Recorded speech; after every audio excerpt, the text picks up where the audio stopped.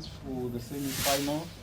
Nedbank Cup was Mamelodi Sundowns versus Kaizer Chiefs. Kaizer Chiefs have just progressed to the final, and we are joined by Coach Miguel Cardoso from the home side.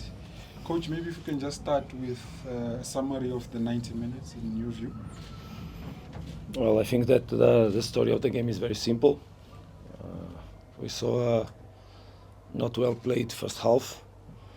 A lot of duels, a lot of just falls, and Sundowns trying to play, but also with not doing the things in the best way. We saw a team of Chiefs trying to resist and just applying intensity in order to break our game. Their capacity to play was not too much, but just using long balls on the spaces, trying to cope with the speed of the players in the front. Nothing to say, just a way to play a game. But from our side, I was not happy. I was not happy because I think we could have played better, less emotional and more mental, thinking better about what to do in each moment of the game, coping with the intensity, try to take the ball on the spaces that were available because there were spaces, and we let ourselves go a little bit under the emotions of the derby spirit, let's say, and just not understanding this was just a football game.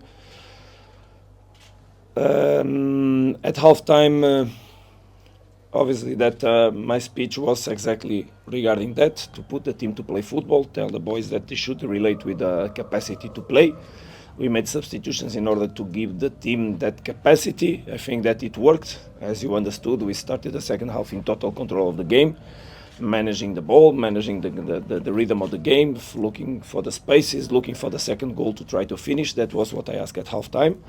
A team of Chiefs that from there on could not even press the ball because we were playing the ball in the right spaces, and it's clear we cannot run away from it. There's a mistake, an individual mistake that leads to a 1-1 result, when obviously for all of you, if you are fair enough, you would say that the game would go until the end without any capacity from Chiefs to change the direction the game was taking.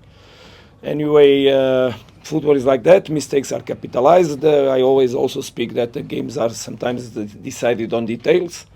Today the detail for the opponent for the equalizer came from that mistake. But we don't kill no one. We just raise together and we give the hand to the players and we play to solve the problem. So that's what the team did. Obviously, that is not easy to receive a goal like that and to react, but I think the team reacted. We kept the intention to score the second goal. We kept ourselves in the game. We kept giving stimulus to the players, coping with the substitutions from Chiefs that also just wanted to play long balls on the spaces, but nothing came out from there. We controlled completely that, and then it's obvious. Then comes a goal that is offside. I think you all saw. If you didn't saw, go back and look at it because it's clear. So when we work in a country that doesn't have a VAR, that's what happens. So just go back, take the image, you have the images, get the image from the TV, and there's a team that loses this competition out of a mistake from the referee. I think we are being penalized enough all through the season regarding referee mistakes. I remember goals that we scored in games that we also didn't win away. You remember that game I spoke about. Peter scored more than one goal. And today we are out of the competition 5 minutes from the end or 4 minutes from the end in the goal that is offside. It's what it is. We need to stand up. We win together, we lose together. We should have done more. Yes, we should have done more. Nothing to say from the team of Chiefs. They honestly fight it. They made their game. Congratulations to them and to coach for the result. We have just to regret that we could not do more, but it's clear that we are out of the competition. We had still 30 minutes plus 4 to play and a long story to be written, but there was no time to write the last chapter of this book, so it's what it is. We keep the story like it was. All right, so we're going to open up to the floor. We've got a roving microphone. I've got 10 more minutes of this press conference, so please, straight to the point with your questions. Let's go to Lorenz. We're going to try and squeeze as many as we can. Coach Lorenzo from Legacy Times. After the game, the Kaizer Chiefs goal scorer said that they targeted Lucas Suarez. that's giving you something to think about for the business end of the competition. If opposition are starting to say we're targeting a certain player. Look, I don't see the things like that. We come from a high-level match on Wednesday where Lucas made a wonderful performance. As you know, he was lined up on the team of Champions League, CAF Champions League of the week. So I think it's not fair. Even today, he made one mistake, but he made a normal game. He coped with the speed. There was, tell me, a shot on the goal coming from a play that was structured from Chiefs. I don't remember any, but maybe you do. I just ask you to be fair with the people, with the players, with myself, with the team, with the squad and the club. Analyze the things as they are. It's your job to do it. Just pick the results, look how it came from, and don't punish a player that doesn't deserve. Obviously, he has already on his shoulder enough weight to carry that he doesn't need to receive from you, because the boy is doing his job and trying to make his best as everybody. Kamu? Coach, hard luck on the result today. Kamu for Soccer. Obviously, today was an unfortunate result going out in the semi-finals, but in a positive way, do you think maybe losing today gives you the necessary motivation to do well in your very important encounter next week? Look, I don't like these moral victories. We don't live from moral victories. Today we come out of a competition from a mistake of a referee point. This is the question. This is what needs to be told, and this is what we need to stand for.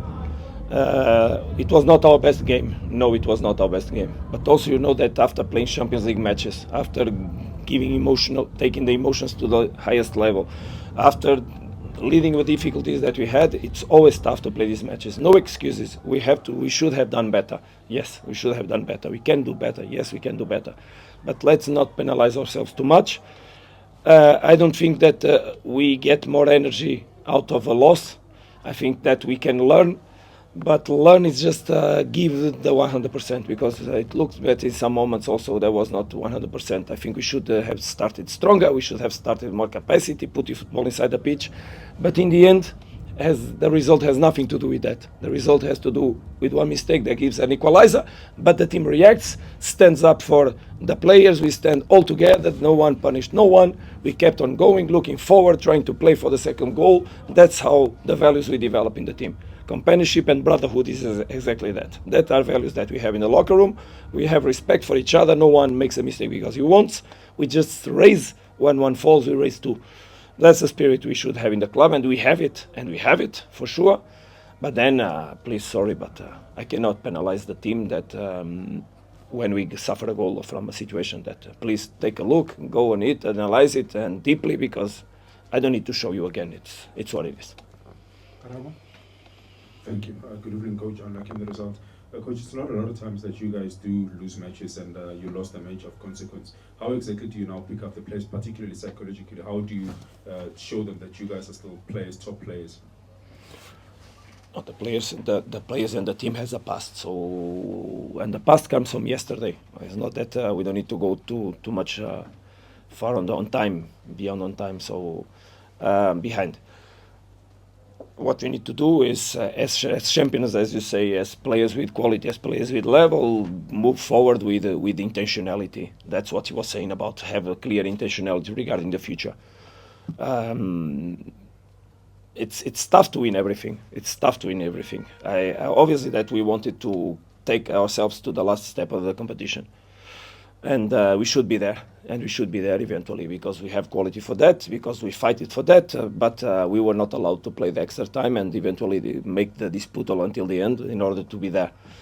Maybe our sponsor can in the future provide in the semi-finals at least a VAR so that there's more fair game played, because it's important in this stage of the competition. I think that eventually it's enough. I remember last year in Tunisia, the first phase of the championship had no VAR, but then the playoffs, all matches had VAR. And this is fair for football, because people sometimes make decisions on that, or decisions are made on the people's lives because of a mistake that has nothing to do with us. Because we were doing our job. So what I can tell to my players now? We lost because of... No, we lost because there's a big mistake. In the same time, I was saying to the fourth referee when he gave offsides for Peter, I said, okay, nothing to say. But then please, It's a mistake from an alignment that our team has, a behavior that our team has. Left one player in offside that scores a goal. What I can say. Difficult to stand for more arguments than that one. But we'll raise, of course. We'll raise. We have a tough competition ahead. Play semi-finals of Champions League against such strong team is obviously a challenge. But the club beat them in the past. Let's try our best. And from there on, we'll still have, let's hope, the final to play and several championship matches to play until the end and to raise trophies. Coach, had luck on that defeat. Coach, would you perhaps say that maybe losing this game now puts added pressure on yourself and the team perhaps then to deliver the Champions League and the league as well? Because those are the only two competitions. Pressure on me, with all the respect, was when the bombs were falling 500 meters from my house when I was in Donetsk in 2014. That was pressure. Pressure is if I would have not my family that love me. Pressure was if I would not have a club that supports me and people that support me. I don't live from pressure from football. I have 52-year-old, sorry. It's time that I live in peace.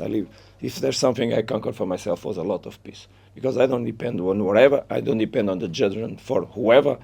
I just depend on the belief I have in myself. In myself, in my people, in my players, I'll do my best wherever I am until the last day.